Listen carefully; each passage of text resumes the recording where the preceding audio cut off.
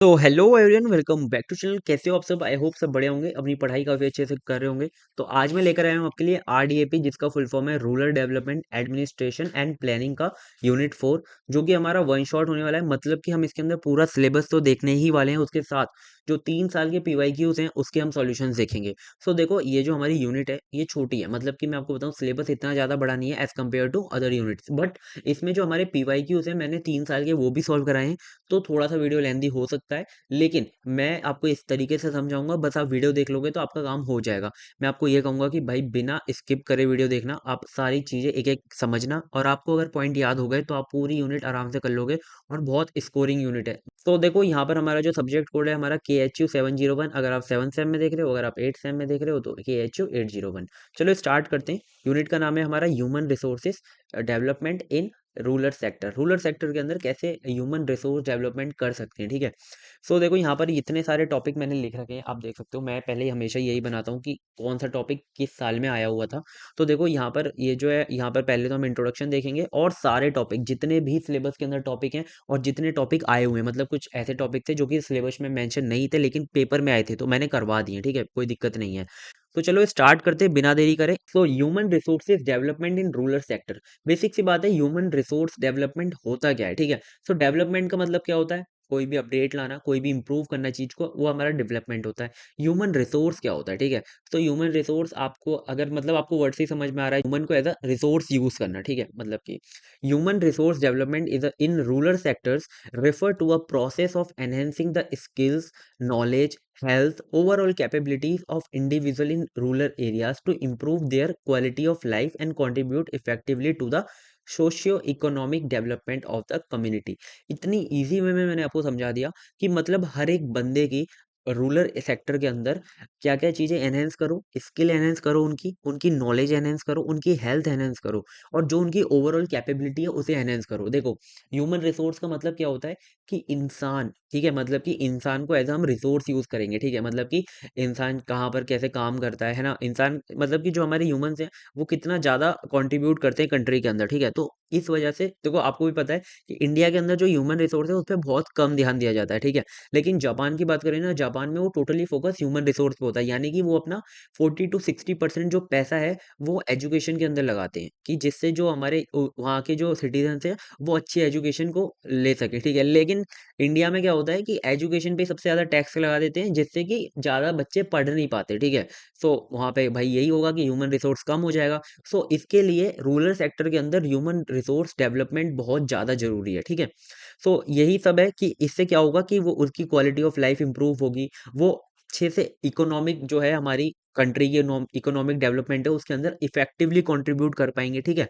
तो ये था हमारा इंट्रोडक्शन कि ह्यूमन रिसोर्स डेवलपमेंट क्यों इंपॉर्टेंट है, ठीक है, रूरल सेक्टर्स के अंदर। मतलब कि बैकवर्ड एरियाज में या फिर कुछ विलेजेस में जहां पर ह्यूमन रिसोर्स को बहुत ज्यादा ऐसे ध्यान नहीं दिया जाता, ठीक है। चलो स्टार्ट करते हैं। AKTU 2022-23 में हमारा क्वेश्चन आया था, need for human resource development in rural sector. Rural sector के अंदर नीड क्या है भाई साहब, ठीक है। तो यहाँ पर जो मैंने आपको यहाँ पर ये हाईलाइट किया हुआ है ना, आपको ये पॉइंट याद रखने हैं, ठीक है। तो ये पॉइंट अगर आपको याद रहेंगे तो आप आराम से लिख लोगे, ठीक है। सो सबसे पहला आता है इकोनॉमिक ग्रोथ के लिए, मतलब कि आप कंट्री के लिए कैसे इकोनॉमिक ग्रोथ करोगे, उसके लिए ह्यूमन रिसोर्स डेवलपमेंट बहुत ज्यादा इंपॉर्टेंट है। Enhance productivity in agriculture and promotes non farm employment opportunities, ठीक है। अगर हर बंदे के पास स्किल अच्छी होगी तो वो एग्रीकल्चर के अंदर तो प्रोडक्टिविटी को बढ़ाएगा ही, उसके साथ साथ जो नॉन एग्रीकल्चर जो डिपार्टमेंट है वहां पर भी एम्प्लॉयमेंट जनरेट करेगा, ठीक है। पॉवर्टी रिडक्शन, गरीबी कम होगी, है ना, स्किल अगर वो सीखेगा, काम वाम करेगा तो। सोशल इक्वलिटी, मतलब ये रूरल और अर्बन के अंदर है ना, रूरल एरिया अर्बन एरिया अलग अलग माने जाते हैं ना, वो जो इक्वलिटी है वो बढ़ाई जाएगी, और जो डिफरेंस है वो कम होगा, ठीक है। हेल्थ इंप्रूवमेंट, अगर अगर किसी के पास अच्छी हेल्थ होगी, अच्छे न्यूट्रिशंस वगैरह होंगे, तो उसकी हेल्थ सबकी अच्छी रहेगी। एजुकेशन एंड स्किल डेवलपमेंट, है ना, मतलब कि जब ह्यूमन रिसोर्स डेवलपमेंट को लाया जाएगा तो बेसिक सी बात है कि स्किल और एजुकेशन को तो डेवलप किया ही जाएगा, है ना। क्वालिटी ऑफ लाइफ, जब हर एक बंदे के पास अच्छी रिसोर्स होगी, अच्छी कैपेबिलिटी होगी, तो उसकी जो लाइफ है अपने आप ही क्वालिटी वाली हो जाएगी, इंप्रूव हो जाएगी, ठीक है। ये जो सारी चीजें हैं ना, आप अपने आप भी लिख सकते हो, लेकिन अगर आपको ये ध्यान में रहेंगी ना तो बहुत सही रहेगा, ठीक है। आप टू द पॉइंट लिखो, और अंदर कुछ भी लिखो, ठीक है। अंदर मतलब कि अपने हिसाब से कोई समझो कुछ भी नहीं, कुछ समझा के आओ, तो वो अच्छा रहता है, ठीक है? क्योंकि जो आपके जो चेक कर रहे होंगे पेपर कॉपी, वो बस ये जो ब्लैक वाली हेडिंग होती है ना वही देखते हैं, ठीक है? तो मैं ये हो गई हमारी नीड सारी कि क्यों ह्यूमन रिसोर्स डेवलपमेंट हमारा जरूरी है रूरल सेक्टर के अंदर, ठीक है? अब हमारा आता है एकेटीयू 2021-22 में क्वेश्चन आया था, मतलब 2 मार्क्स में भी आया था और 10 मार्क्स में भी आया था, यानी कि 12 नंबर का तो यही क्वेश्चन आ गया था कि elements of human resource development in rural sector. Elements क्या है बेसिकली? सो एलिमेंट्स में ना, मतलब कि आपको थोड़ा कंफ्यूजन ना हो इसके लिए मैं आपको थोड़ा अच्छे से डीपली बताऊंगा। तो यानी एलिमेंट्स कुछ नहीं होते, मतलब कि ह्यूमंस के ऊपर किस तरीके से, मतलब किस तरीके से चीजें की जाएं कि ह्यूमंस जो अपनी स्किल है वो अच्छे से डेवलप कर पाएं, अच्छे से उनके अंदर इंटरनली और एक्सटर्नली मोटिवेशन रहे हमेशा, ठीक है? तो देखो, लिपट डेवलप्ड मॉडल कहा जाता है इसको, जो एलिमेंट्स हैं हमारे। तो चलो, 4 एलिमेंट्स होते हैं। पहला होता है हमारा work itself, more responsibilities, the individual growing through roles and relationships, work output, quality of production, organisational function and structure, system. अभी आपको कुछ समझ में नहीं आया, कोई दिक्कत नहीं, एक एक करके पढ़ेंगे सारी चीजें, ठीक है? सो बस आपको क्या करना है, ये नाम याद रखने हैं, क्योंकि आप जब ये एलिमेंट्स आएंगे तो ये डायग्राम बनाना बहुत ज्यादा जरूरी है, ठीक है? अगर आप डायग्राम बना के आओगे ना, बस कभी कभी ऐसा होगा कि डायग्राम से ही आपको सारे नंबर मिल जाएंगे, ठीक है? फिर आप कोई लिखना वो अभी नहीं पड़ेगा, ठीक है?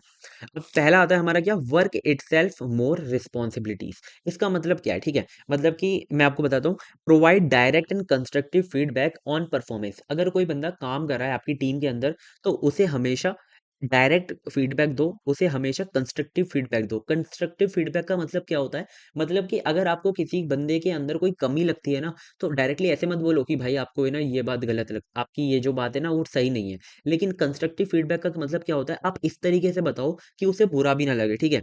जैसे कि मैंने पहले भी फर्स्ट यूनिट में भी एग्जांपल दिया था, लाइक हमारी वीडियोस, अगर किसी को ऐसा लगता है कि मैंने ना एक्सप्लेन बहुत अच्छा किया, लेकिन उसे स्पीड ज्यादा लगी, ठीक है? तो वो ऐसे बोलेगा कि भैया आपने एक्सप्लेन तो बहुत अच्छा किया, लेकिन ना अगली बार से अपनी स्पीड जो है थोड़ी सी कम रखना, क्योंकि मुझे थोड़ी दिक्कत होती है, आप जल्दी जल्दी बोल देते हो, ठीक है? सो ये होता है हमारा कंस्ट्रक्टिव फीडबैक, मतलब उसके अंदर उसने तारीफ भी कर दी और सामने वाले को, मतलब उसने, मतलब उसकी जो कमी है वो भी बता दी और बुरा भी नहीं लगा, ठीक है? ये होता है हमारा constructive feedback. Set specific and understandable objective, ठीक है? मतलब कि जो अपने ऑब्जेक्टिव्स हैं वो से हमेशा अंडरस्टैंडेबल रखो, ऐसा ना हो कि एम्प्लॉय को या फिर जो भी आपके यहाँ काम कर रहा है उसे ऑब्जेक्टिव ही समझ में ना आए, ठीक है? Reduce strict supervision and promote trust, ठीक है? अगर आप यहाँ कोई बंदा काम कर रहा है, तो ऐसा हमेशा मत रखो कि भाई हमेशा उसके 24 घंटे उसके ऊपर कैमरे वैमरे लगे हुए हैं कि आप बस इसमें सुपरविजन में ही काम करोगे। थोड़ा सा प्रमोट करो ट्रस्ट को भी, मतलब उन्हें अपने उनको क्या बोलते हैं, हैंडल करने दो काम को अपने तरीके से, ठीक है? अलो इंडिपेंडेंस इन वर्क टास्क, मतलब कि थोड़ा बहुत उन्हें भी अलाउ करो, इंडिपेंडेंस रहे अपने जो वर्किंग है, मतलब कि जब वो टास्क, जैसे कि ये ना, कभी भी टास्क जब डिवाइड हो रहे हो लोगों के अंदर, तो ऐसा ना हो कि आप उसके ऊपर थोड़ा स्ट्रिक्टली, उनको अगर वो टास्क पसंद भी नहीं आ रहा तब भी दे दो। वो उनके लिए इंडिपेंडेंस रहेगी, वो कौन सा टास्क लेना चाहते हैं वर्क में, ठीक है? मतलब कि ये समझ लो, ये जो वर्क प्लेस होती है ना हमारी, जो भी हमारे कोऑपरेटिव सिस्टम्स होते हैं, वहां पर जो भी वर्क प्लेस होती है वहां पे एम्प्लॉयज काम करते हैं, तो उन पर किस तरीके से चीजें डाली जाएं, ठीक है? वो हम देख रहे हैं यहाँ पर। Involve employees in discussions to boost engagement, ठीक है? जब भी कोई, अगर कोई डिसीजन मेकिंग हो रही है, कोई बड़ा डिसीजन लिया जा रहा है, तो उसमें एम्प्लॉयज को भी क्या किया जाए, इन्वॉल्व किया जाए, उनकी भी बातें सुनी जाए, ठीक है? मतलब तो उससे थोड़ा अच्छा लगता है एम्प्लॉयज को। नेक्स्ट आता है हमारा individual growth through roles and relationships, ठीक है? तो ये क्या है हमारा, define roles and responsibilities clearly, ठीक है? हमेशा जो टीम है आपकी, उसके अंदर जो रोल्स हैं हर एक बंदे के, वो क्लियरली डिफाइन हो, हर बंदे को पता हो कि उसे करना क्या है, ठीक है? Build strong cooperative relationship with in groups, ठीक है? मतलब कि अपने जो ग्रुप्स हैं टीम के साथ, इस तरीके से रिलेशनशिप बना के रखो कि सामने वाला भाई कहने में आपसे कोई बातें हिचकिचाए नहीं, मतलब कि आपसे खुला खुद से कह सके, मतलब कोई बात अगर उसे कहनी है, ठीक है? Offer chance to develop new skills, हमेशा सामने वाले को ऑफर करो कि भाई वो अच्छी अपनी स्किल्स को डेवलप कर सके, उसे टाइम दो या फिर उसे कोई नई चीज भी कोशिश करो देने की। Recognise and value individual contribution, ठीक है? मतलब कि कभी कभी ऐसा होता है कि किसी किसी को ऐसा अच्छा लगता है, मेरे साथ ऐसा बहुत है कि अगर मेरे को कोई अप्रिशिएट करता है किसी चीज में, तो मुझे बहुत अच्छा लगता है, मुझे लगता है कि मैं इसके लिए और ज्यादा काम करूँ, ठीक है? तो ऐसे ही हर बंदे को अच्छा लगता है कि अगर कोई उसे अलग से एप्रिसिएशन मिले, तो हमेशा रिकॉग्नाइज करना चाहिए और हर एक बंदे के कंट्रीब्यूशन को वैल्यू करना चाहिए, ठीक है?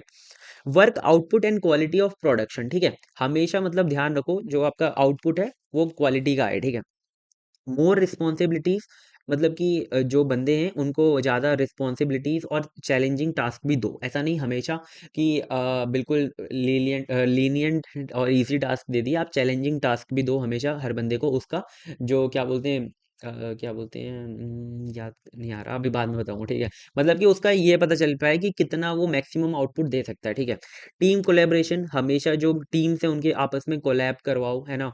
Recognise and reward quality of work, ये तो हमने पढ़ लिया, जो क्वालिटी वर्क है उसको हमेशा रिवॉर्ड करो और रिकॉग्नाइज करो। फोकस ऑन टारगेट, मतलब ये नहीं कि आप इतना एम्प्लॉय में लग गए कि भाई अपने टारगेट ही भूल गए। अपनी ऑर्गेनाइजेशन का हमेशा एक टारगेट रखो, जिसे हमें लाइक ये एक हफ्ते का हमने टारगेट बनाया, वो एक हफ्ते के अंदर अचीव हो रहा है कि नहीं, उसे भी फोकस रखो। नेक्स्ट आता है हमारा ऑर्गेनाइजेशनल फंक्शंस एंड स्ट्रक्चर्स, ठीक है? तो देखो यहाँ तक आपको चीजें समझ में आ रही है ना, है ना, समझ में आ रही है। मैंने पॉइंट्स इतने अच्छे से लिखे हैं कि रीड करने से भी समझ में आ जाएंगे, ठीक है? Organisational function and structures, create an environment that supports new ideas, मतलब कि ऐसे इन्वायरमेंट्स बनाओ जहां पर न्यू आइडियाज सपोर्ट, लाइक कुछ गेम्स वगैरह करा सकते हो आप जिसके अंदर, या फिर कुछ मतलब आप टाइम दे सकते हो किसी को कि हमें ना इस दिन मीटिंग करेंगे और आपके पास जो भी आइडियाज़ हों आप ला सकते हो। टू वे कम्युनिकेशन होना चाहिए, मतलब कि आप ऐसा ना हो कि आप ही बोल रहे हो, सामने वाला भी बोल सकता है, ऐसी बातचीत रखो। Be flexible to change and innovation, ठीक है? मतलब कि स्ट्रिक्ट मत रहो किसी चीज़ पर। आप अगर कोई सामने से आइडिया रखता है तो आप उसमें थोड़ा चेंज ला सको, ठीक है, अपने आइडिया के अंदर। Respect value both employee growth and organisational success, मतलब कि हर एक एम्प्लॉय की भी ग्रोथ को आप क्या बोलते हैं, वैल्यू करो, और ऑर्गेनाइजेशनल सक्सेस को भी ध्यान में रखो, ठीक है? तो ये थे हमारे 4 elements. This simplified model focus on meaningful work, personal growth, quality output and flexible organisational environment, ठीक है? तो ये बेसिकली 4 चीज़ों पर ही काम करते हैं, ये जो एलिमेंट्स होते हैं। ये बस आपको ना ये जो नाम है ना ये याद रखने हैं, और कुछ पॉइंट्स आपको वैसे समझा दिए मैंने सारे, ये याद कर लेना, ठीक है? ये एलिमेंट्स बहुत इंपॉर्टेंट है और आने के बहुत ज़्यादा चांसेस हैं, सीधा आएँगे 10 नंबर में, ठीक है ना? और अगर 2 नंबर में आते हैं तो बस आपको ये ऊपर वाले नाम लिखने हैं, ठीक है? और डायग्राम, या फिर आप डायग्राम बना देना, ठीक है? सो ये आई होप आपको समझ में आ गए होंगे क्लियरली। ये हमारे कुछ ऐसे एलिमेंट्स हैं ना, मतलब कि अगर आप ये चीज़ें करते हो तो ह्यूमन रिसोर्स डेवलपमेंट बहुत जल्दी बढ़ता है, ठीक है? मतलब कि जो ह्यूमन्स हैं वो अच्छे से चीज़ें डेवलप कर पाते हैं अपने अंदर जो स्किल्स हैं, और अच्छे से मतलब कोऑपरेटिव लाइफ में मतलब अच्छे से अच्छा कर पाते हैं, ठीक है? सो आई होप आपको समझ में आ रही है, ठीक है? अब आते हैं हमारे नेक्स्ट 2022-23 एंड 2023-24 में आए हुए हैं dimensions of human resource development for rural development, ठीक है? मतलब कि रूरल डेवलपमेंट के अंदर जो ह्यूमन रिसोर्स डेवलपमेंट है उनकी डायमेंशंस कौन-कौन सी, ऐसे कौन-कौन से एरियाज़ हैं जिसे आपको इम्प्रूव करने हैं, ठीक है? जिससे कि ह्यूमन रिसोर्स डेवलपमेंट क्या हो, इम्प्रूव हो। चलो देखते हैं। देखो यहाँ पर हमारी कुछ डायमेंशंस है, मैं आपको बताता हूँ, याद कर लो। Health, education, energy, skill development and training. ये हमारी कितनी है, 1 2 3 4 5, 5 हमारी जो डायमेंशंस हैं हमेशा याद रखनी है आपको। जैसे ही आता है आपको इन सबको एक्सप्लेन करके आना है, ठीक है? Work together to create an environment where individual can success, ठीक है? Improving these areas allow rural communities to develop a skilled workforce, a healthier population and better infrastructure। अगर इन पांचों पर काम किया जाएगा तो अच्छी वर्क फोर्स बन पाएगी, और हेल्दी पॉपुलेशन बन पाएगी, और अच्छे अच्छे इंफ्रास्ट्रक्चर भी बन पाएंगे, ठीक है? अगर इन पांचों पर काम किया गया। पहले आती है आपकी हेल्थ। हेल्थ आपको पता है बहुत इंपॉर्टेंट है, जितने मैंने पॉइंट्स लिखे हैं उतने तो आपको लिख कर आने हैं, अपनी तरफ से भी ऐड ऑन कर सकते हो, ठीक है? प्रोडक्टिविटी, ठीक है? मतलब अगर कोई हेल्दी पर्सन रहेगा तो भाई ऑब्वियस सी बात है कि वो प्रोडक्टिव रहेगा, ठीक है? अभी भाई मैं अगर हेल्दी ना रहूँ, अगर मेरे को तबीयत-वबीयत खराब रहे तो मैं वीडियोज़ नहीं ला पाऊँगा, ठीक है? अगर हेल्दी रहेगा कोई बंदा तो वो अच्छे से भाई काम कर पाएगा। Healthy individual are more productive and efficient, ठीक है? क्वालिटी ऑफ लाइफ, अगर किसी बंदा कोई हेल्दी है तो भाई उसकी क्वालिटी अच्छी होगी लाइफ की। Improved health leads to better living standards and fewer health care cost, ठीक है? मतलब कि आपकी जो लिविंग स्टैंडर्ड्स है वो बढ़ जाएगी, और जो फालतू का पैसा जो हेल्थ केयर में, सच बताऊं आज की जो फैमिलीज हैं उनके अंदर अगर सब लोग ठीक हों, अगर किसी को भी कोई भी दिक्कत ना हो फैमिली में, तो भाई उनका बहुत पैसा बच जाएगा। लेकिन उनका जो कभी ऐसा होता है कि ज़्यादातर पैसा जो हॉस्पिटल्स वगैरह में ही चले जाता है, ठीक है? इकोनॉमिक ग्रोथ की बात करें तो अगर हेल्दी पीपल रहेंगे तो वो काम ज़्यादा करेंगे, लॉन्गर टाइम तक कम करेंगे, और इकोनॉमी में अच्छा कंट्रीब्यूट करेंगे, ठीक है? ये होती है हमारी हेल्थ डायमेंशन, ठीक है? नेक्स्ट आती है हमारी education dimension. Education dimension basically बात है, अगर अच्छी एजुकेशन होगी तो लोग अवेयर होंगे कि education help people understand rights, policies and important issues, ठीक है? मतलब कि तुरंत आवाज़ उठा पाएंगे, और उनके पास जो राइट्स हैं उन्हें पता होंगे कि मेरे कौन से राइट्स हैं, है ना? बहुत लोगों को नहीं पता होते, उन्हें लोग ऐसे बता उल्लू बना देते हैं, है ना? जिन लोग पढ़े लिखे नहीं होते ना, उनको लोग ऐसे ही उल्लू बना देते हैं, मतलब कि आपके साथ ऐसा हो जाएगा, वैसा हो जाएगा। उनको अगर राइट पता होंगे, उन्हें पता होगा कि ऐसा कुछ नहीं होता, तो वो भाई अंडरस्टैंड करेंगे सारी चीज़ें। लिटरेसी मतलब अगर अच्छे एजुकेटेड रहेंगे तो आपका लिटरेसी रेट भी अच्छा रहेगा, और अगर लिटरेसी रेट अच्छा रहेगा तो आपके पास जॉब अपॉर्चुनिटीज भी अच्छी होंगी, ठीक है? ये थी हमारी दूसरी डायमेंशन, और ये ऐसी डायमेंशन थी जिनके बारे में यार आप खुद भी लिख सकते हो, ठीक है? अब आती है हमारी बात एनर्जी की, ठीक है? एनर्जी कौन सी एनर्जी? जो आपकी इलेक्ट्रिसिटी होती है, जो आपकी रिन्यूएबल एनर्जी होती है, नॉन रिन्यूएबल एनर्जी होती है। Energy for daily life, it is essential for rural development, access to electricity help in powering homes, schools, hospitals, businesses, which improving living standards and promote economic. यहाँ पर यार economic आएगा, ठीक है? Pen भी आएगा मेरा। इकोनॉमिक ग्रोथ, ठीक है? सो बेसिक सी बात है कि मतलब आपके जो क्या बोलते हैं, अगर आपके यहाँ जो एनर्जी आएगी तो बेसिक सी बात है रूरल डेवलपमेंट होगा। और रूरल डेवलपमेंट कैसे होगा कि हेल्प एनर्जी आएगी तो आपके होम्स अच्छे से पावरिंग रहेंगे, यानी कि इलेक्ट्रिसिटी वगैरह रहेगी, आपके घर में लाइट वगैरह रहेंगी। और स्कूल्स के अंदर अच्छी फैसिलिटीज रहेगी, हॉस्पिटल्स में हमेशा कोई भी मशीन्स वगैरह रहती हैं वो काम करेंगी, बिजनेसेस अच्छे से इंप्रूव कर पाएंगे। तो ये ऑल ओवर क्या करेंगे, लिविंग स्टैंडर्ड को बढ़ाएंगे, ठीक है? और इकोनॉमिक में भी ग्रोथ करेंगे, ठीक है? पहले क्या था कि गाँव में इलेक्ट्रिसिटी वगैरह बहुत कम आती थी, और अभी भी बहुत सारे ऐसे एरियाज़ हैं जहाँ पे इलेक्ट्रिसिटी बहुत कम आती है। तो वो क्या है, डेवलप नहीं है, ठीक है? अगर हम कंपेयर करें जहाँ पर एनर्जी है, जहाँ पे इलेक्ट्रिसिटी है और जहाँ पे नहीं है, तो इलेक्ट्रिसिटी वाले एरिया ग्रोथ कर रहे हैं ना, डेवलप कर रहे हैं, तो इम्पोर्टेंट है।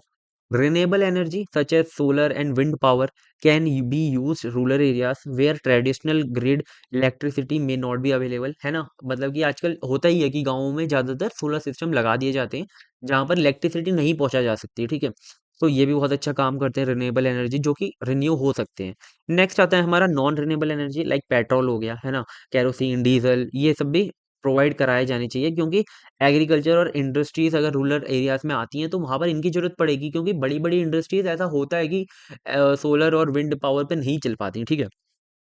तो ये थी हमारी क्या, एनर्जी वाली डायमेंशन, तीन डायमेंशन हो गई हमारी। अब देखो स्किल डेवलपमेंट हमारा 2 नंबर में 2023-24 में पूछा गया था। स्किल डेवलपमेंट लाइक मतलब अलग से ही पूछा गया था, तो ये डायमेंशन भी है और पूछा भी गया था, ठीक है? तो ये ऐसे ही ये वाली डायमेंशन भी अलग से पूछी जा सकती है, और अदर कोई भी डायमेंशन अलग से पूछी जा सकती है, ठीक है? सो स्किल डेवलपमेंट बेसिक सी क्या बात है कि building useful skills, it focus on providing individuals with practical marketable skills that can help them find employment और स्टार्ट बिजनेसेस। मतलब कि रूरल एरियाज में जो स्किल डेवलपमेंट है वो कराया जाना चाहिए, जिससे कि एम्प्लॉयमेंट बढ़े, ठीक है? Like farming techniques, carpentry, tailoring, ये सब चीज़ें सिखाई जानी चाहिए, ठीक है? और भी बहुत सारी चीज़ें हो सकती हैं। एम्पावरिंग इंडिविजुअल, हर एक बंदे अपने आप को मतलब इंडिविजुअली ग्रोथ कर पाएगा, है ना? अगर उसके पास स्किल होगी। Learning new skills allow rural people to become more self reliant, ठीक है? ये आपको पता है। अब आता है सस्टेनेबिलिटी, मतलब कि उसके अंदर ही है हमारे जो स्किल डेवलपमेंट था। It can help people adopt to changing industries and technologies. मतलब किसी बंदे के पास अगर एक स्किल आ गई तो वो और भी स्किल नई नई सीख सकता है। ऐसा नहीं होता कि एक ही स्किल उसको आ गई तो वही रहेगा, ठीक है? अगर उसको कोई नई अपॉर्चुनिटी मिलती है तो वो उसमें भी अच्छे से मूव ऑन कर पाएगा, ठीक है? तो ये थी हमारी फोर्थ वाली स्किल डेवलपमेंट। अब आता है हमारा ट्रेनिंग, जो हमारा फिफ्थ डायमेंशन है। ट्रेनिंग क्या होती है? जॉब स्पेसिफिक ट्रेनिंग होती है। लाइक अभी भी ऐसा होता है कि प्लेसमेंट में जाते हैं तो फिर वहाँ पर ट्रेनिंग कराई जाती है। अभी तो प्लेसमेंट ही नहीं हो रहे, ठीक है? It is structured learning aimed at improving specific skills required for a particular job, ठीक है? मतलब कि ऐसी कोई ट्रेनिंग कराई जाए जो कि सिर्फ उसी जॉब के लिए, ठीक है? better performance. When rural workers are trained in specific tasks, they perform them more efficiently with greater skills, ठीक है? मतलब कि किसी बंदे को अगर एक ही स्किल में काम कराया जाएगा, एक ही स्किल की ट्रेनिंग कराई जाएगी, तो वो और बंदों के कंपेयर में ज़्यादा काम कर पाएगा और अच्छे से कर पाएगा, ठीक है? Adaptability to change, training also help rural workers stay updated with new technologies and market demands, ensuring they don't fall behind as industries evolve, ठीक है? मतलब कि क्या होता है, कभी कभी ऐसा होता है कि गांव के जो एरियाज के जो लोग होते हैं वो एज कम्पेयर टू अर्बन के जो लोग होते हैं वहां से थोड़ा मतलब कि अपडेटेड नहीं रह पाते, ठीक है? वो थोड़ा पीछे चल रहे होते हैं, ठीक है? सो अगर अच्छे से ट्रेनिंग कराई जाए गाँवों में भी तो वहाँ के लोग जो हैं अपडेटेड रहेंगे इंडस्ट्रीज स्टैंडर्ड के साथ, ठीक है? जैसे कि आजकल एआई आ गया है, तो बहुत कम लोग हैं जो जानते हैं बैकवर्ड एरियाज में कि एआई वगैरह क्या है, उसके उसके कैसे काम होता है, ठीक है। अगर ट्रेनिंग वगैरह कराई जाए तो उन्हें भी पता चलेगा। तो ये थे हमारे 5 डायमेंशंस। मैं आपको बोल रहा हूँ भाई, डायमेंशन और एलिमेंट प्लीज कर लेना, ठीक है।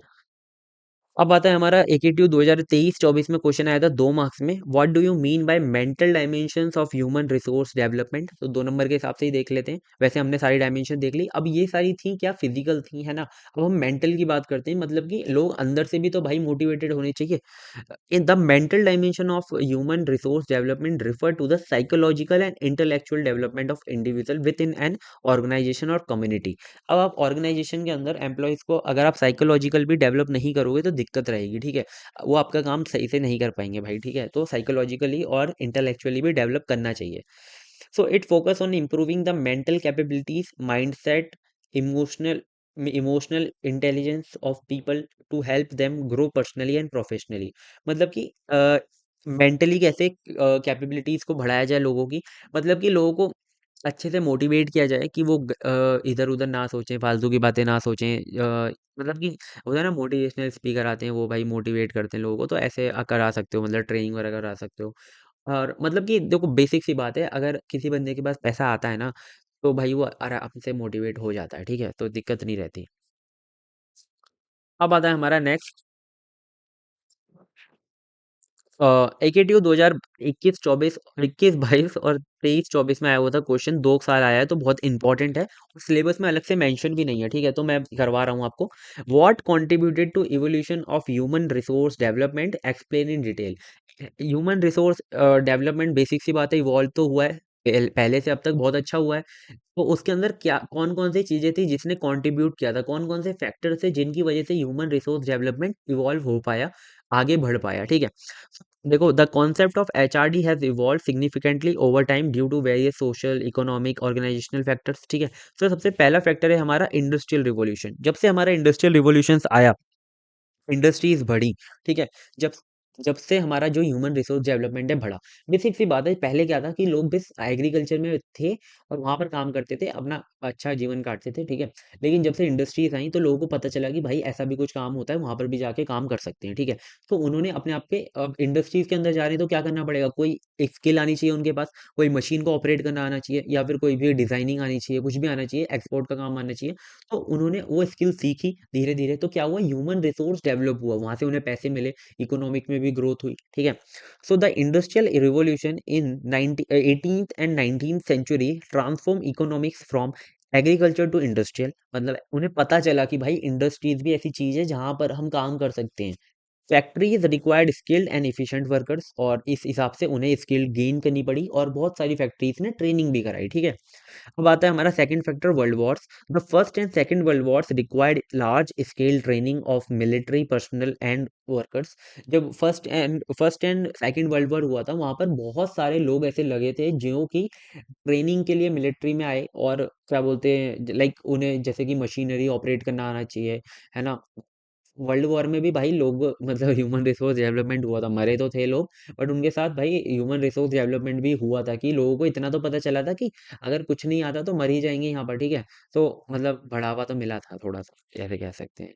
नेक्स्ट आता है हमारा एडवांसमेंट एंड इन एजुकेशन। जब से एजुकेशन बढ़ी है तो भाई एडवांसमेंट तो आया ही है। Like governments and industries collaborated to establish institution for skill development such as technical colleges. अब देखो, कोई मतलब बाहर की अगर इंडस्ट्री आ रही है हमारे इंडिया के अंदर, तो बेसिक सी बात है, वो बाहर से ही थोड़ी ना अपने एम्प्लॉय लाएगी, उसे इंडिया से एम्प्लॉय चाहिए, एम्प्लॉयमेंट चाहिए, या फिर वर्कर्स चाहिए। तो वो वर्कर्स कैसे चाहिए, उसे स्किल्ड वर्कर्स चाहिए, ठीक है, जो कि वो इंडस्ट्रीज में काम कर सके। अब अगर उन्हें नहीं मिलेंगे तो उन्होंने क्या किया कि भाई गवर्नमेंट के साथ टाई अप किया, गवर्नमेंट के साथ भाई कोलैब किया, और ऐसे इंस्टीट्यूशन बनाए जहां पर वो उसी जो ट्रेनिंग थी उसकी देते थे, जो भी स्किल वहां पर इंडस्ट्रीज में रिक्वायर्ड थी। तो एजुकेशन में भी एडवांसमेंट आया, है ना। जो हमारे आजकल के कॉलेजेस हैं, कुछ सिखाते हैं, कुछ नहीं सिखाते भाई, ठीक है। अब आता है हमारा economic globalisation. Economic globalisation like जो है ना, मैं बताता हूँ, अभी जो जैसे कि है ना, पूरी कंट्री के अंदर ये भी पता लगा कि इकोनॉमिक जो है उसका भी भाई कंपटीशन होगा कि कंट्रीज में जिसकी इकोनॉमी ज़्यादा बड़ी होगी वो ज़्यादा पावरफुल होगा, ठीक है। सो इसकी वजह से लोगों को लगा कि काम हमें ज़्यादा करना पड़ेगा, हमें बिजनेसेस बढ़ाने पड़ेंगे, अपनी इकोनॉमी को बढ़ाना पड़ेगा, जिससे कि हमारी कंट्री कैसे होगी, पावरफुल बनेगी। So increase global competition required organisation to focus on developing skilled and adaptable employees, ठीक है।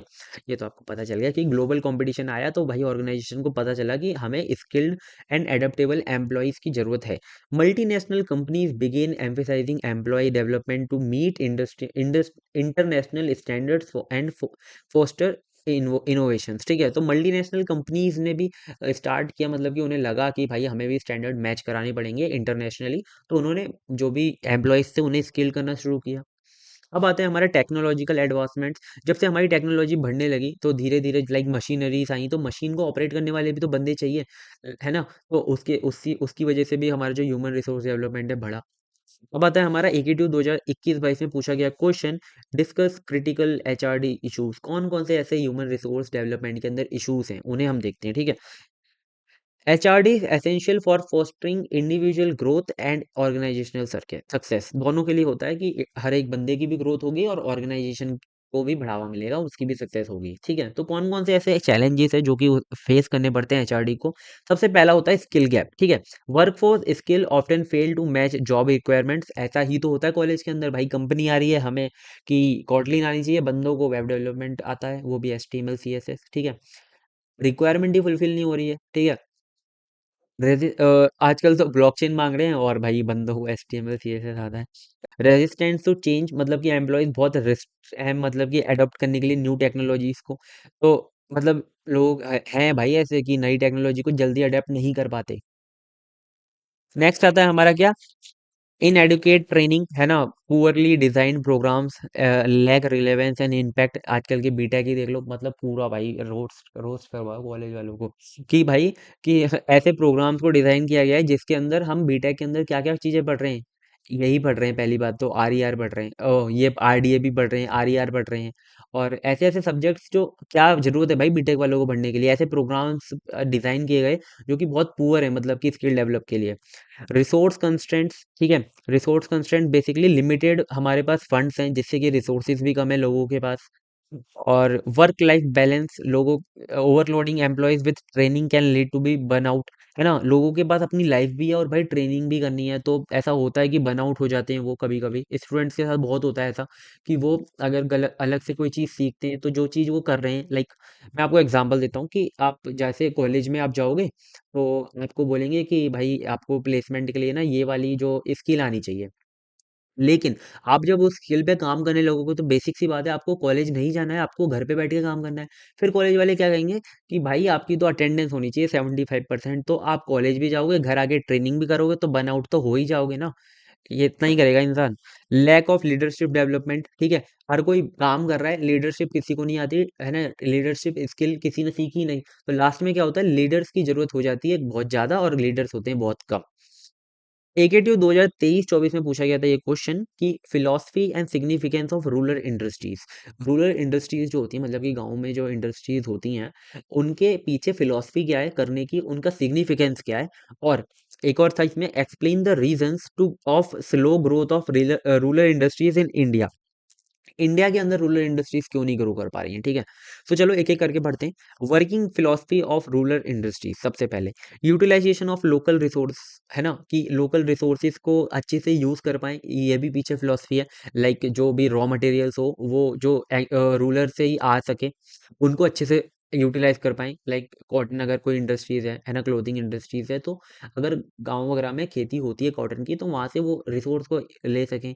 ऐसी बहुत सारी चीज़ें होती हैं जहाँ से वो रिसोर्सेज लोकली यूज़ कर पाएँ उन्हें। एम्प्लॉयमेंट जनरेशन, रूरल डेवलपमेंट हो, मतलब कि वहाँ पे अच्छा खासा एम्प्लॉयमेंट जनरेट हो पाए। प्रिजर्वेशन ऑफ ट्रेडिशनल स्किल्स, है ना, वहाँ पे कुछ ऐसी स्किल्स हैं लाइक वो क्या बोलते हैं उसे, को याद नहीं है, लाइक हाथ से चीजें जो करी जाती हैं, लाइक ट्रेडिशनल जो चीजें होती हैं ना, ऐसी स्किल्स होती हैं जिन्हें अच्छे से प्रिजर्व करके रखा जा सके, है ना। हैंडमेड जो चीजें होती हैं, ऐसा बोल सकते हो आप। और भी चीजें होती हैं, लाइक अचार बनाना भी एक हमारी ट्रेडिशनल स्किल है। और अगर रूरल एरियाज में अगर किसी ने अचार की इंडस्ट्री कंपनी डाल दी है वहाँ पर, तो अचार बनाना भी एक हमारा ट्रेडिशनल स्किल है, तो उसे हम प्रिजर्व करके रखें। Promote small scale community driven production, ठीक है, स्मॉल स्केल जो हमारे प्रोडक्शन हैं उन्हें और प्रमोट किया जा सके वहाँ पर इंडस्ट्रीज लाकर। तो ये थे हमारे कुछ फिलॉसफी रूरल इंडस्ट्रीज के पीछे। अब सिग्निफिकेंस क्या है हमारी रूरल इंडस्ट्रीज का? Reduce rural to urban migration, है ना, कि मतलब जो अर्बन जाते हैं लोग, है ना, शहर जाते हैं लोग, वो कम हो सके। पॉवर्टी रिडक्शन, जो गरीबी है उसे मिटाया जा सके। Address unemployment in rural areas by creating job opportunities, ये आपको पता है। Economic growth contribute to GDP, अगर रूरल इंडस्ट्रीज आती है तो रूरल एरियाज के जो भी लोग हैं वो भी आपकी जो जीडीपी में सपोर्ट कर पाएं, आपकी जो इकोनॉमी है उसे ग्रोथ कर पाएं, ठीक है। तो ये हमारे सिग्निफिकेंस हो गए। अब हम देखते हैं कि भाई क्यों नहीं बढ़ रही इंडिया के अंदर, why rural industries are not growing, ठीक है। लैक ऑफ इंफ्रास्ट्रक्चर, भाई कंपनियां ही ऐसी हैं कि वहां पे इंफ्रास्ट्रक्चर ही नहीं है। Poor access to the transportation power etcetera, है ना, कि अगर गांव में कोई इंडस्ट्री डालना चाहता है तो पहले वो देखेगा कि भाई वहाँ पे इलेक्ट्रिसिटी है कि नहीं, वहाँ पे पानी वानी का काम है कि नहीं, वहाँ पे कि माल कैसे भेजा जाएगा, लाया कैसे जाएगा, उसके लिए ट्रांसपोर्टेशन है कि नहीं, रोड्स वगैरह है कि नहीं। लो टेक्नोलॉजी एडॉप्शन, है ना, गाँव के अंदर एडॉप्शन नहीं हो पाता टेक्नोलॉजीज का जल्दी, क्योंकि वहाँ पर रिसोर्सेज नहीं है। मार्केट चैलेंजेस, है ना, poor market strategies and lack of branding, वहाँ पे नहीं कर सकते, और वहाँ पे बहुत लैक है, ठीक है। लैक ऑफ ट्रेन्ड वर्कफोर्स, क्योंकि गाँव में पहले आपको सिखाना पड़ेगा लोगों को, फिर जैसे शहर में भी सिखाना ही पड़ेगा, कोई ज़्यादा किसी को आता नहीं है, और शहर में आता भी है तो मतलब एज कम्पेयर टू गाँव में अगर हम बात करें तो वहाँ पे लोग इतनी अच्छे से ट्रेंड नहीं होते, ठीक है, क्योंकि उन्हें बचपन से नहीं सिखाई जाती चीज़ें। अब आता है हमारा poorly implemented government policies fail to provide necessary support, ठीक है। अब हमारी गवर्नमेंट पॉलिसीज बनाती है कि अगर कोई गांव में इंडस्ट्री चालू कर रहा है तो उसके लिए हम भाई लोन देंगे, और कुछ क्या बोलते हैं उसे, सब्सिडी देंगे कि उसमें थोड़ा रिडक्शन हो पाए। तो ऐसा होता है कि वहां पर हर एक बंदे को नहीं मिल पाता वहां पर, लाइक बैंक्स वगैरह ऐसे बीच में ऐसे हैं कि टाइम बहुत लगा देते हैं तो अगला बंदा कर ही नहीं पाता काम, और बहुत मतलब पुअरली इम्प्लीमेंटेड गवर्नमेंट पॉलिसीज हैं। मिडल मैन एक्सप्लॉइटेशन, बीच का जो बंदा दलाल होता है वही खा जाता है सारे पैसे, ठीक है।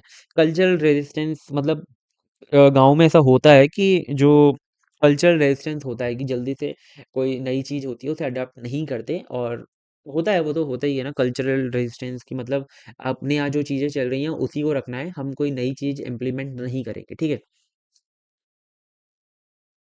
नेक्स्ट आता है हमारा क्या, एकेटिव 2022-23 में पूछा गया question, nutritional status in rural development. बहुत इंपॉर्टेंट टॉपिक है कि भाई हर एक बंदे की हेल्थ अच्छी होनी चाहिए, उसके लिए न्यूट्रिशन लेवल भी बॉडी का जो है वो अच्छा खासा, मतलब न्यूट्रिशन उसे मिलने चाहिए, ठीक है।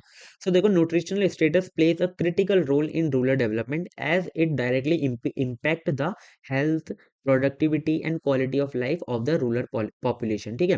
मतलब कि अगर रूरल जो पॉपुलेशन है उसकी न्यूट्रिशनल स्टेटस, जो हमारा बॉडी का न्यूट्रिशन है वो अच्छा रहेगा, तो वो क्या है, हेल्दी रहेंगे, उनके अंदर प्रोडक्टिविटी रहेगी, मतलब काम वाम करने की वो जल्दी कर पाएंगे, और उनकी जो लाइफ है वो क्वालिटी की रहेगी, भाई अच्छी खासी लाइफ रहेगी, ठीक है। अब देखो इसके अंदर कुछ पॉइंट्स हैं, इम्प्रूव्ड हेल्थ एंड प्रोडक्टिविटी, है ना, जब अच्छा कोई क्या बोलते हैं बंदा रहेगा तो भाई अच्छा काम कर पाएगा, प्रोडक्टिविटी काम कर प्रोडक्ट काम ज़्यादा काम कर पाएगा, ठीक है। प्रॉपर न्यूट्रिशन, देखो ये सब्जेक्ट थोड़ा सा ऐसा है यार, एक ही चीज़ें बार-बार पढ़ते हैं तो बोर तो हो ही जाते हैं। Proper nutrition enhance physical and mental wellbeing, enabling individual to work efficiently and more productive, ठीक है। जब आपकी बॉडी के अंदर अच्छा न्यूट्रिशन रहता है ना, तो आप अंदर से बहुत ज़्यादा मोटिवेटेड रहते हो कोई भी काम करने के लिए, ठीक है। रिडक्शन इन डिसीज, अच्छा न्यूट्रिशन है तो भाई बीमारी क्यों ही लगेगी, है ना। Healthy individual reduce health care cost and economic burden on families and communities, ठीक है। चाइल्ड डेवलपमेंट, अगर अच्छा आपका जो न्यूट्रिशन रहेगा तो आपका जो चिल्ड्रंस हैं वो भी अच्छे डेवलप रहेंगे, है ना, उनकी जो फिजिकल और कॉग्निटिव डेवलपमेंट है वो भी अच्छी रहेगी, ठीक है। फूड सिक्योरिटी एंड सस्टेनेबिलिटी, है ना, promoting balance diet through local food systems, Spence food security and support sustainable farming practices, ठीक है। हर एक बंदे को अगर न्यूट्रिशन के बारे में पता रहेगा तो उसे ये भी पता रहेगा कि भाई उसे डाइट कैसे लेनी है अपनी, है ना। और कोई भी अगर एग्रीकल्चर कर रहा है, फार्मिंग कर रहा है, तो वहां पर वो अच्छी जो फसल है उसे उगाएगा, ठीक है। और अगर नहीं पता होगा उसे न्यूट्रिशंस के बारे में ही तो वो कुछ भी यूज़ कर सकता है उसके अंदर, तो थोड़ा-सा वो रिड्यूस कर देगा वहाँ की जो प्रोडक्टिविटी है। और अगर आपको भी पता है कि अगर आपको डाइट के बारे में पता रहता है, आपको न्यूट्रिशंस के बारे में पता रहता है कि हमारी बॉडी को क्या नीड है ना? तो हम आलतू-फालतू चीज़ें कम ही कर देते हैं, जिन लोगों को पता रहता है, ठीक है? लेकिन जिन्हें नहीं पता तो वो कुछ भी खाते हैं, ठीक है? नेक्स्ट आता है आपका challenges in improving nutritional status in rural areas. कौन कौन से ऐसे चैलेंजेस है? पहला है हमारा पॉवर्टी। अब भाई लोगों के पास इतने पैसे ही नहीं रहते वो न्यूट्रिशन फूड ला पाए, है ना, खा पाए। Education, lack of awareness, awareness about balance diet. जैसा कि मैंने अभी आपको बताया कि लोगों को पता ही नहीं रहता कि क्या खाना है क्या नहीं खाना, किसके अंदर कितना न्यूट्रिशन है, किसके अंदर कितना प्रोटीन है, किसके अंदर कितने क्या चीजें हैं, मतलब कि, है ना। कल्चरल प्रैक्टिसेस, है ना, कुछ लोग ऐसे फूड्स पे डिपेंडेंट हैं कि भाई ट्रेडिशनली चलता आ रहा है वही खाएंगे हम, ठीक है, आगे नहीं बढ़ेंगे। एग्रीकल्चर डिपेंडेंसी, सी हमारा जो इंडिया का फूड है वो तो अच्छा है, बेसिकली अच्छी, सही बात करें तो वो तो ठीक है, ठीक है। लेकिन कुछ जगहें हैं जहाँ पे कल्चरल फूड जो हैं ऐसे हैं जो खा के मतलब वही खाते जा रहे हैं लोग, और अपने किसकी वजह से खा रहे हैं कि ट्रेडिशनल हमारा ऐसा है भाई, हमारे यहाँ ऐसा ही होता है। एग्रीकल्चर डिपेंडेंसी, है ना, सीजनल फूड अवेलेबिलिटी, मतलब कि कोई सब्जी ऐसी होती है कि उस सीजन में ही मिलती है, तो अगर वो उसके अंदर ज़्यादा न्यूट्रिशन है तो वो सीजनल ही मिलती है, ठीक है। तो हर पूरे साल नहीं मिलती, तो क्योंकि गांव वगैरह में जो प्रिजर्व करने की चीज़ें हैं वो बहुत कम है, इंफ्रास्ट्रक्चर नहीं है प्रिजर्वेंस का। अब तो आ गया है लेकिन कुछ एरियाज में नहीं है। एकीट्यू 2022 से इसमें क्वेश्चन पूछा गया था, describe the importance of access to various basic amenities for rural development, ठीक है। तो बेसिक एम्यूनिटीज कौन कौन सी होती हैं? लाइक इलेक्ट्रिसिटी, एजुकेशन, हॉस्पिटल्स, ठीक है। So access to various amenities in a very import is a very important for sustainable growth and development in rural areas, ठीक है। These amenities improve the quality of life, promote economic activities and help bridge the urban rural divide, ठीक है। मतलब कि जो urban और rural के अंदर जो डिफरेंस है ना उसे कम करता है, और इकोनॉमिक एक्टिविटीज को भी बढ़ावा देता है, और जो लाइफ है उसको भी क्वालिटी की बनाता है, ठीक है। जो बेसिक कम्युनिटी अगर हर एक बंदे को मिले, अगर मतलब कि आपके आसपास अगर हॉस्पिटल है, आपके आसपास कोई बैंक है, आपके आसपास स्कूल्स हैं, तो कौन नहीं भेजेगा अपने बच्चे को स्कूल, ठीक है। और अब उसके पास एम्प्लॉयमेंट भी है तो काम करेगा भाई, अपने बच्चे को स्कूल भेजेगा। अगर कोई दिक्कत आती है तो अपना रेगुलर चेकअप भी कराएगा हॉस्पिटल के अंदर। अपने अगर सेविंग्स करनी है तो बैंक के अंदर कराएगा। तो बेसिक एम्यूनिटीज क्या है, बहुत इंपॉर्टेंट है हर एक बंदे के लिए। और पहला आता है हेल्थ फैसिलिटी होनी चाहिए, access to health care and clean water, improve health, reduce disease and boost productivity. Education, school enhance literacy awareness and prepare a skilled workforce, ठीक है। एजुकेशन बहुत इंपॉर्टेंट है। Water and sanitation, safe water and sanitation prevent disease and improving living standards, ठीक है। मतलब clean water होना चाहिए सबके पास। हाउसिंग, मतलब हर एक के बंदे के पास अच्छा घर होना चाहिए जिसमें वो सेफ्टी फील करे, स्टेबिलिटी हो और बेटर क्वालिटी ऑफ लाइफ रहे। इलेक्ट्रिसिटी होनी चाहिए क्योंकि एजुकेशन और टेक्नोलॉजी को एक्सेस करने के लिए बहुत इंपॉर्टेंट है हमारी इलेक्ट्रिसिटी। ट्रांसपोर्टेशन सिस्टम अच्छा होना चाहिए, लाइक रोड अच्छे होने चाहिए, कनेक्टिविटी अच्छी होनी चाहिए, रूरल टू अर्बन की बात करें तो, या फिर मल्टीपल जगहों की बात करें, अच्छी खासी कनेक्टिविटी होनी चाहिए कि कहीं पर भी आप जाकर बातचीत कर पाते हो, ठीक है। लाइक अगर कोई अपना छोटा बिजनेस ही स्टार्ट कर रहा है तो अगर उसके पास कनेक्टिविटी नहीं रहेगी तो वो अपने बिजनेस को बढ़ाएगा कैसे, ठीक है। और हमारा आता है एम्प्लॉयमेंट, एम्प्लॉयमेंट नहीं रहेगी तो फिर भाई क्या ही बात है ना। लोकल जॉब अपॉर्चुनिटीज होनी चाहिए, पास में काम करने का होना चाहिए। Food security, like affordable food होना चाहिए हर एक पीपल के पास, ऐसा ना हो कि जो अमीर लोग हैं भाई वही फूड खा रहे हैं और सब। कम्युनिकेशन होना चाहिए, इंटरनेट एंड मोबाइल नेटवर्क अच्छे होने चाहिए उनके पास, है ना, कि वो बातचीत कर पाएं। और ई गवर्नेंस, लाइक हर एक के पास अगर नेटवर्क अच्छे हैं वहाँ पर इंटरनेट की कम फैसिलिटी है तो वो ई गवर्नेंस को भी एक्सेस कर पाएंगे। ई गवर्नेंस का मतलब क्या है कि मतलब कुछ गवर्नमेंट स्कीम्स लाती है, कुछ इंटरनेट के रिलेटेड चीज़ें होती हैं जो गवर्नमेंट लाती है, पॉलिसीज वगैरह, वो पता लगा पाए वहाँ पे। ग्लोबल अपॉर्चुनिटीज, मतलब कि जो ग्लोबल अपॉर्चुनिटीज हैं उनका भी एक्सेस कर पाए इंटरनेट के थ्रू। फाइनेंशियल सर्विसेज, लाइक उनके पास बैंकिंग की सर्विस हो जिससे कि वो सेविंग्स वगैरह कर पाएं और इकोनॉमिक एम्पावरमेंट हो पाए। अब हमारा आता है एकीट्यू 2022-23 में पूछा गया क्वेश्चन, लास्ट क्वेश्चन है, लास्ट टॉपिक है, इसे खत्म करके हमारी यूनिट हमारी पूरी खत्म हो जाएगी, ठीक है। तो मैंने देखो सारे क्वेश्चन करा दिए इसमें, मतलब सच में जितने भी 3 साल में क्वेश्चन पूछे गए थे सारे करा दिए हैं, और सिलेबस भी आपका पूरा कंप्लीट हो जाएगा। Explain the concept of population composition and role of population pyramid for understanding population of a country. So basic सी बात है, हमसे ये पूछा गया है कि पॉपुलेशन कंपोजिशन क्या होता है और पॉपुलेशन पिरामिड क्या होता है, और वो कैसे हेल्प करता है पॉपुलेशन ऑफ कंट्री को अंडरस्टैंड करने के लिए। तो सबसे पहले हम देखते हैं कि पॉपुलेशन कंपोजिशन क्या होता है। Population composition explain the structure of a population based on factors like, population मतलब पॉपुलेशन का मतलब क्या समझते हो कि कितने लोग हैं उसके अंदर कंट्री के अंदर, ठीक है। लेकिन पॉपुलेशन कंपोजिशन में क्या होता है, और भी फैक्टर्स हो जाते हैं। लाइक इतने मेंबर ऑफ पर्सन तो हैं, लेकिन उनका एज क्या है, उनका जेंडर क्या है ना, और भी चीजें जैसे कि एज, जेंडर, एजुकेशन कितनी है उनके पास, ऑक्यूपेशन क्या है, और बहुत सारी कैरेक्टरिस्टिक्स जो कि पॉपुलेशन कंपोजिशन में आ जाती है। लाइक पॉपुलेशन किस चीजों से मिलकर बनी है, ठीक है। It help in understanding the diversity and needs of a population, ठीक है। इससे हमें ये पता चलता है कि पॉपुलेशन को नीड क्या है। अगर अगर उन्हें लगता है कि उनकी जो ऑक्यूपेशन कम है तो एम्प्लॉयमेंट की जरूरत है ना, उन्हें की एजुकेशन कम है तो एजुकेशन की जरूरत है। तो इस सब चीजों से हम नीड पता लगा सकते हैं पॉपुलेशन की। तो पहला आता है हमारा एज। एज में क्या होता है, divide people into groups like childrens, जिसमें 0 से 14 ईयर्स के बच्चे आ जाते हैं। वर्किंग एज मतलब कि 15 से 64 साल की वर्किंग एज होती है। एल्डरी मतलब कि 65 प्लस जो लोग होते हैं वो इसके अंदर आ जाते हैं। फिर आता है हमारा gender, shows the balance between male and females in population. Education, literacy level हम पता करते हैं, और एजुकेशनल क्वालिफिकेशंस की, लाइक 10th पास कितने बच्चे हैं, 12th पास कितने बच्चे हैं, और ग्रेजुएशन कितनों ने की है। ऑक्यूपेशंस मतलब कि कितनी जॉब्स हैं, और कौन कौन से सेक्टर में कितने कितने लोग काम कर रहे हैं, लाइक एग्रीकल्चर सेक्टर में कितने लोग हैं, इंडस्ट्रीज में कितने लोग हैं, है ना। अदर फैक्टर्स लाइक रिलीजन्स कितने, मतलब कि कौन सा रिलीजन, कितने बंदे हैं वहां पर। माइग्रेशन ट्रेंड्स, है ना, माइग्रेशन ट्रेंड्स हमें पता लग जाता है उससे। Are also part of the composition, ये भी हमारे कुछ कंपोजिशन के पार्ट है, ठीक है। तो ये हमारी कुछ क्या थी, कैरेक्टरिस्टिक्स थी जो हम कंपोजिशन, पॉपुलेशन कंपोजिशन में देखते हैं। मतलब कि पॉपुलेशन के अंदर भी जो कैरेक्टरिस्टिक्स हैं वो कैसी हैं, लाइक अच्छे खासे बंदे हैं वहां पर कि नहीं है, ठीक है। पॉपुलेशन ज्यादा होने से कुछ नहीं हो जाता, मतलब वहां पर अपॉर्चुनिटी ज्यादा होनी चाहिए। अगर जो जितनी ज्यादा पॉपुलेशन होगी उतनी ज्यादा ये भी तो आएगा कि एजुकेशन ज्यादा होनी चाहिए लोगों के अंदर, अच्छे खासे अपॉर्चुनिटीज होनी चाहिए, अच्छी खासी इनकम होनी चाहिए, ये भी तो चीजें आती हैं। पॉपुलेशन पिरामिड क्या होता है, आपको नाम से पता चल रहा है कि कोई ऐसा ग्राफ होगा जो कि पिरामिड शेप का होगा। सो देखो, it is the visual tool that shows the age, gender, distribution of a population. Population के अंदर एज और जेंडर का कैसे डिस्ट्रीब्यूशन है वो हम देखते हैं इसके अंदर, ठीक है। It called a pyramid because in most cases the population decreases with the increasing age, forming a rectangular triangular shape.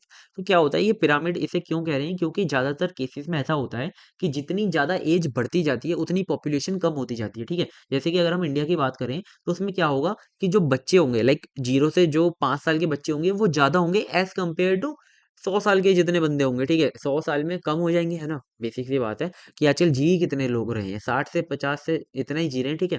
तो क्या होता है कि जो ग्राफ है वो कम होता जाता है, तो उसमें क्या होता है वो ट्राइंगुलर एक शेप ले लेता है जिसे हम पिरामिड बोल सकते हैं, ठीक है। अब ये काम कैसे करता है वो देख लेते हैं। Males are represented on the left, मतलब मेल्स हमारे इस साइड पर रिप्रेजेंट किए जाते हैं और फीमेल हमारे इस साइड पर रिप्रेजेंट किए जाती है। अभी मैंने पीछे डायग्राम बताया है, उससे आपको और अच्छे से क्लियर हो जाएगा। Age groups are arrange vertically, जो हमारे एज ग्रुप्स होते हैं वो वर्टिकली अरेंज होते हैं। From young at the bottom, जो हमारे सबसे छोटे वाले लोग होते हैं वो, मतलब छोटी एज वाले लोग होते हैं वो नीचे होते हैं, और सबसे जो ओल्ड वाले होते हैं वो टॉप पर रहते हैं। The width of each bar shows the number of people in the age group, मतलब कि हम यहाँ पर सारी एज डिफाइन कर दी, और जितना उसका विड्थ होगा बार का, वो ये बताएगा कि कितने लोग उसके अंदर हैं, कितनी पॉपुलेशन उसके अंदर है। तो चलो देखते हैं आगे। यहाँ पे पिरामिड मैंने बना रखा है, अभी बताऊंगा। How population pyramid help in understanding country. तो देखो, हम इससे ये पता लगा सकते हैं कि पॉपुलेशन की ग्रोथ कैसी है, कितने ज्यादा बच्चे पैदा हो रहे हैं हर साल। और plan for resources and services, अगर हमें ये पता चल गया पिरामिड से कि एज कितनी है और पॉपुलेशन कितनी है, तो हमें ये पता लग जाएगा कि हमें कितने रिसोर्सेज की अब जरूरत है और कितनी हमें सर्विसेज की भी जरूरत है, ठीक है। अंडरस्टैंड डिपेंडेंसी रेशियो, मतलब कि ये हमें पता चल जाएगा कि हम, हमारी जो कंट्री है किस पे डिपेंड कर रही है। लाइक यंग पीपल ज्यादा है तो हमारी कंट्री यंग पीपल्स पे डिपेंड कर रही है, अगर ओल्ड पीपल ज्यादा है तो ओल्ड पीपल पे डिपेंड कर रही है। जेंडर इंसाइट्स, हमें पता चल जाएगा कौन सा जेंडर ज्यादा है ना। आइडेंटिफाई फ्यूचर ट्रेंड्स, हमें ये भी पता चल जाएगा कि फ्यूचर में, मतलब कि हमें ये पता लग, अगर हमें एक पहले का डेटा मिल जाता है तो हमें ये भी पता चल जाता है कि आगे चीजें कैसे होने वाली हैं, ठीक है। तो ये उसके लिए जरूरी है। तो इनको आप और अच्छे से भी एक्सप्लेन कर सके आ सकते हो, वैसे मैंने जितना बता दिया उतना कर दोगे और पिरामिड बना दोगे तो आपका काम हो जाएगा। तो जल्दी से देख लो ये पिरामिड। यहाँ पर देखो पिरामिड कैसे बनाया है। सबसे पहले ये जो नीचे लिखी हुई है चीजें, ये क्या है कि जीरो, मतलब कि ये जो 0 से 4, ये हमारी कितनी है, 4 मिलियन पॉपुलेशन। यहाँ पे मैंने लिखा हुआ है पॉपुलेशन इन मिलियंस, ठीक है। 0 से 4, 4 से 8, जैसे कि आप ग्राफ बनाते हो 8 से 12, ऐसे आपने नीचे नंबर्स ऑफ पॉपुलेशन लिख दी। बीच में क्या आएगा, बीच में आएगा आपका एज कितनी है, मतलब कि ये वाली पॉपुलेशन की एज है 0 से 4, यानी कि पैदा हुआ बच्चा और 4 साल तक का बच्चा, ठीक है। 5 से 9 साल तक के बच्चे, 10 से 14 साल के तक के बच्चे, ऐसे ही 100 प्लस तक यहाँ पे पहुंचना है, ठीक है। जितने आपके हैं, मतलब कि आपके अगर कंट्री में ज्यादा एज के, ये बेसिकली डेटा किसका है, ये मैंने किसका लिया? नाइजीरिया का, हाँ नाइजीरिया का डेटा है, ठीक है। एज ग्रुप हमने यहाँ पे डिफाइन कर दिया। और वर्टिकली हमने क्या किया, यहाँ पर तो मेल आ गए, ये वर्टिकली हमारी एज डिसाइड हो गई। यहाँ पर मेल आ गए लेफ्ट साइड पे, यहाँ पर फीमेल आ गई राइट साइड पे, ठीक है। अब देखो यहाँ पर हम कैसे चेक करेंगे कि 100 साल के जो लोग हैं वो इतने हैं, मतलब कि अगर हम देखें तो 0 से 1 तक है, मतलब कि 1 मिलियन जो लोग हैं वो मेल हैं इस कंट्री में। और यहाँ पर देखें तो कुछ थोड़े कम है, ये 0.7 जो मिलियन लोग हैं वो फीमेल हैं। और अगर हम जीरो से लेकर, अगर हम यहाँ पे एज देखें 0 से 4 तक की जितनों की एज है वो कितने हैं, 16 मिलियन लोग हैं, ठीक है। 16 मिलियन मेल्स हैं जो जिनकी एज 0 से 4 है। अगर हम 10 से 14 एज में देखें तो वो कितने हैं, 12.5 कुछ या फिर 13 मिलियन लोग हैं जो कि 10 से 14 साल की एज में है, ठीक है। ऐसे ही आप इस ग्राफ को समझ सकते हो, स्क्रीनशॉट ले लेना, ये ग्राफ बना के आना, ठीक है, पेपर के अंदर। सो आई होप आपको ये पॉपुलेशन पिरामिड भी समझ में आ गया होगा। यहाँ पर हमारी सारी यूनिट खत्म हो गई, ठीक है, मतलब कि हमारी जो फोर्थ यूनिट थी कंप्लीटेड विथ 3 इयर्स पीवाईक्यूज, ठीक है। ये मैं बहुत जल्दी खत्म कर देता, 20 मिनट में ही पूरी यूनिट खत्म कर देता, लेकिन मैंने पीवाईक्यूज कराए बहुत अच्छे से, इस वजह से थोड़ा टाइम लगा है। तो प्लीज वीडियो को पूरा, अगर आपने यहाँ तक देखा है तो एक कमेंट करके जाना अगर आपको एक्सप्लेनेशन अच्छा लगा है।